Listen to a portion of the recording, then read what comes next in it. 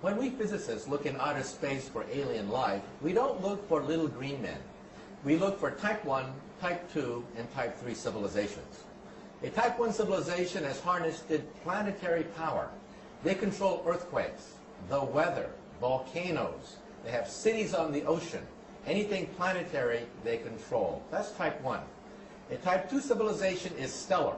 They've exhausted the power of a planet, and they get their energy directly from their mother star. They just don't get a suntan on a weekend. They use solar flares. They use the power of the sun itself to energize their huge machines. Eventually, they exhaust the power of a star, and they go galactic. They harness the power of billions of stars within a galaxy. Now, for example, Buck Rogers would correspond to a type 1 civilization, a planetary civilization. Star Trek and the Federation of Planets, who have colonized the 2-star systems, would correspond to a type 2 system. And the Empire of Star Wars would correspond to a type 3 civilization. Now, what are we on this scale? We are type 0. We don't even rate on this scale. We get our energy from, not from stars or galaxies, we get our energy from dead plants, oil and coal. But we can calculate when we will attain type 1 status, in about 100 years.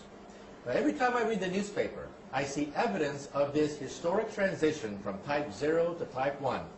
And I am privileged to be alive in the most important era in the history of the human race, the transition from type 0 to type 1. I read the newspaper, and I see evidence of this everywhere.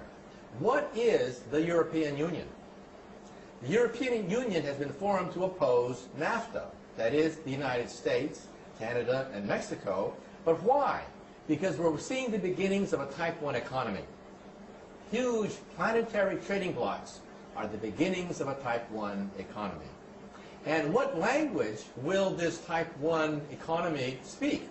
Everywhere I go around the world, I find that the elites all speak English as a second language. In the future, the planet Earth will be like that. Everyone will speak their own native language, but on top of that, there will be a type 1 language, probably English. There's also going to be a type 1 culture and a type 1 political system as well. You can go anywhere on the planet Earth and show people pictures of 2 individuals that are instantly recognizable by any human, Madonna and Arnold Schwarzenegger. In other words, we're talking about Hollywood movies. We're talking about rock and roll, rap music, blue jeans. That's going to be the planetary culture of the planet Earth. And what is the Internet? The Internet is the beginning of a type 1 telephone system. That's all it is. And so this transition is perhaps the most important transition of all time. Some people don't want it. They fear this transition because this transition is to a planetary civilization tolerant of many cultures. These are the terrorists.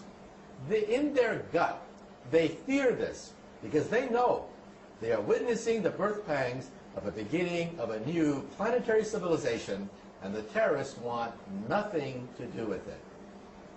This transition is also the most important because it's not clear if we're going to make it. When we look at outer space, we see no evidence of type 1, 2, or 3 anywhere. No evidence whatsoever. The mathematics say that there should be thousands of type 1, 2, and 3 civilizations in the galaxy. We see no evidence of any whatsoever. And why is that? Because the transition from type 0 to type 1 is the most dangerous of all transitions. We may not make it. It's a race against time. On one hand, we have the forces of integration, the forces of tolerance, a multicultural fabric emerging before our eyes. On the other hand, we have weapons of mass destruction, germ warfare, nuclear warfare, also the rise of international terrorism. They are obstacles to reaching a type 1 civilization.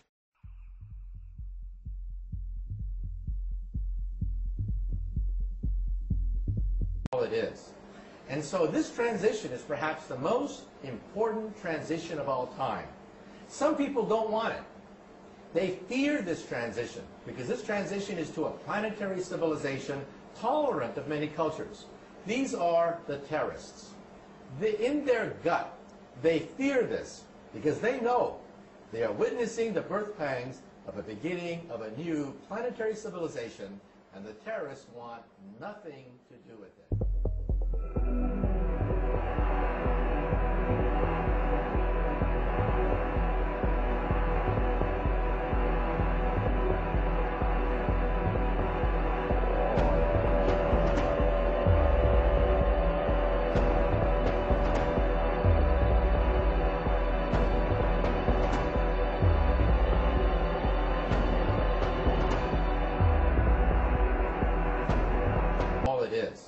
And so this transition is perhaps the most important transition of all time. Some people don't want it. They fear this transition because this transition is to a planetary civilization tolerant of many cultures. These are the terrorists.